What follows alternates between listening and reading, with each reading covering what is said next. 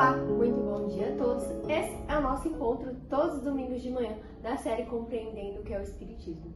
Nós estamos vendo a quarta parte desse livro, que se trata do terceiro capítulo, onde Kardec, junto com os espíritos, responde algumas perguntas sobre alguns temas determinados ao assunto da iniciação ao Espiritismo, para nós termos um pouco de base de alguns temas, né? E que nos demais livros de suas obras ele responde mais detalhadamente. O título desse capítulo é Soluções de alguns problemas por meio da doutrina espírita. E o tema de hoje é da alma. A primeira pergunta é: onde está a sede da alma? Ele responde, junto aos espíritos, que não existe um lugar específico. A alma está no coração, a alma está na cabeça. Ela se liga ao nosso perispírito como um fluido, no nosso corpo todo, né?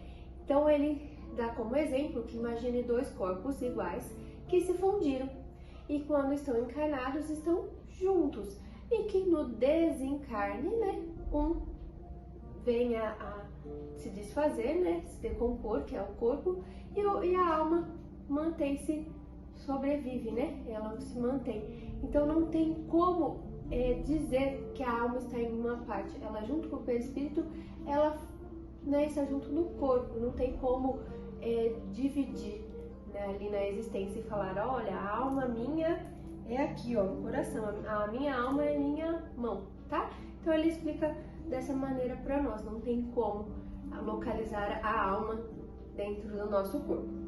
Aí a próxima é: a alma é criada conjuntamente com o corpo ou anteriormente? E ele fala que depois da questão da existência ou não da alma, essa é a segunda questão mais séria, né? Por quê? Não tem meio termo. Ou ela existiu, ou ela não existiu antes do corpo.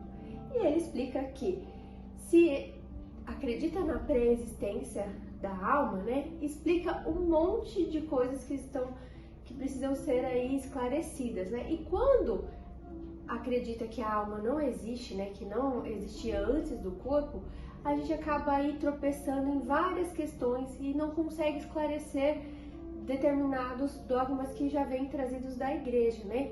Que então, com a pré-existência da alma antes do corpo, ela vem nos esclarecer muitas outras coisas, né? Que o Espiritismo vem nos clarear sobre determinados assuntos que se tinham dúvidas. E que o fato de não saber se existia ou não a pré-existência da alma é que faz muitas pessoas se tornarem incrédulas, né? Duvidarem de certos assuntos e deixar aí de acreditar, então, em vários temas, né? E aí ele fala assim: se a alma é anterior, tinha individualidade, consciência de si mesmo antes da união do corpo? Ele fala: se ela não tivesse individualidade, se ela não tivesse consciência, como é que ela ia existir? Então ela precisa, e sim, ela tem essa consciência dela existir antes mesmo dela ter um corpo carnal, para que ela possa então ir reencarnar. Outra pergunta: antes da união com o corpo, teria a alma realizado algum progresso ou permaneceria estacionário, né? Ele fala que esse progresso é nos mostrado, observado junto aos fatos e junto a tudo que a espiritualidade vem nos orientando, né? Comprovando então que a alma já estava ali trabalhando, a alma ela pré-existe antes do corpo e que ela continua existindo depois do desencarne. Depois ele cita como pergunta: Deus criou as almas iguais, moral e intelectualmente, ou fez uma mais perfeita e inteligente que as outras? Né? Então, já falamos várias vezes desse assunto, né, do ser humano ali.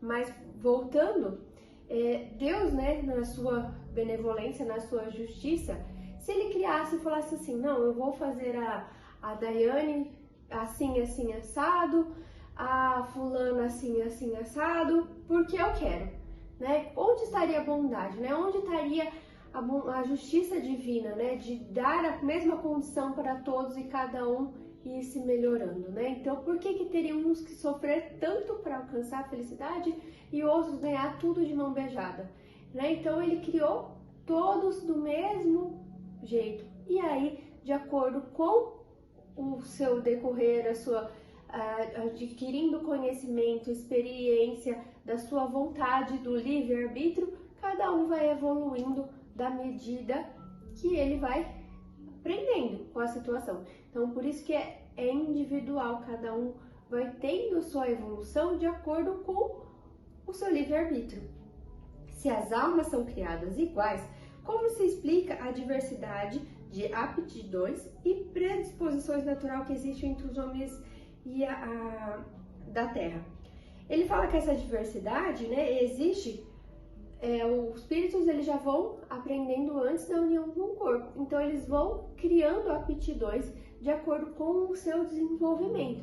Então as almas são criadas e elas vão aprendendo com as suas experiências e vão criando aptidões de acordo com elas vão se desenvolvendo e vão melhorando naquele assunto. Então algumas vão desenvolver mais rápidas e outras mais tardiamente. A gente vê muito isso, por exemplo, nas crianças, né? Você vê as crianças da primeira série. Quando elas entram, todo mundo, umas aprendem a falar mais rápido, outras aprendem a andar mais rápido, outras aprendem a ler mais rápido. Por quê? É a aptidão, né? Então é a aptidão desse espírito que ele foi conseguindo ali no decorrer da sua evolução.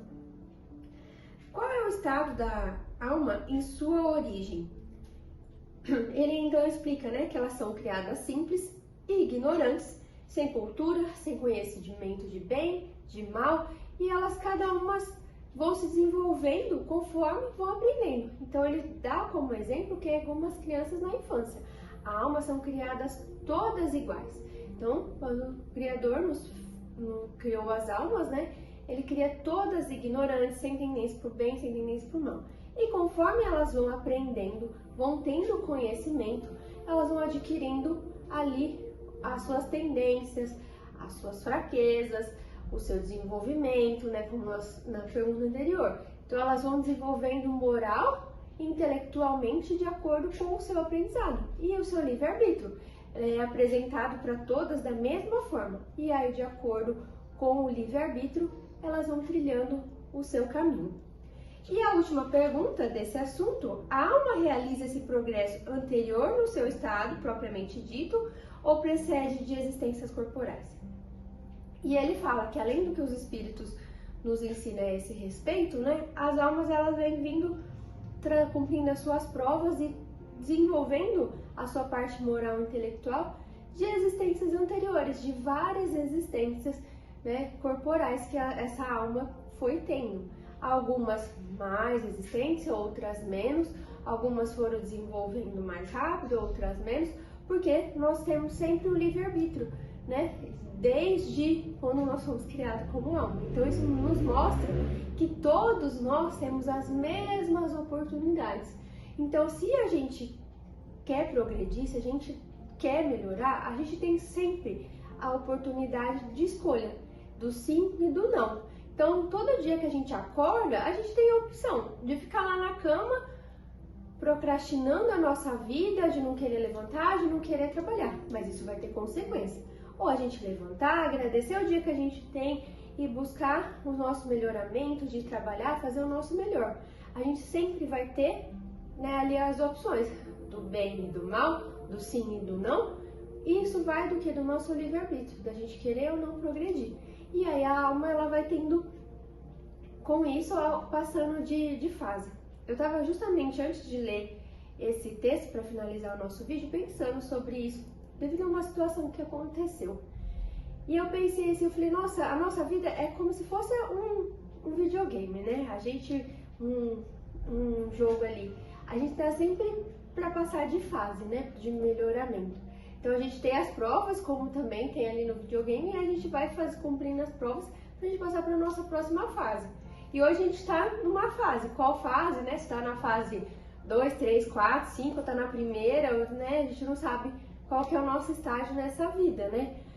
E aí a gente precisa vencer cada fase para a gente conseguir o objetivo final. E o nosso objetivo, né? Como no jogo é vencer, o nosso objetivo também é a gente melhorar e progredir, né? Então eu fiquei pensando nessa situação. E é isso que a gente tem que fazer, né? Todo mundo, por exemplo, um jogador começa Um jogo, todos estão na mesma fase, iniciaram ali. E aí cada um chega mais rápido pela sua aptidão, e nós também. Nós não estamos competindo, com certeza, mas nós também temos a mesma condição, né? A gente tem a mesma, foi nos apresentado lá no começo da nossa existência, a mesma condição. E cada um conseguiu chegar de acordo com o seu desenvolvimento ali, o seu livre-arbítrio. Então a gente tem que buscar sempre o nosso melhoramento e saber que sim, na benevolência, na justiça divina, ele sempre nos deu as mesmas condições. Agora o que vai mudar vai depender do que a gente escolher para nossa vida. Espero que vocês tenham gostado, espero que tenha ficado claro a nossa explicação sobre a alma. Não deixe de nos acompanhar, de nos seguir, de aprender junto com a gente, um pouquinho a cada dia buscando o nosso melhoramento. Um ótimo e abençoado domingo a todos. Gratidão.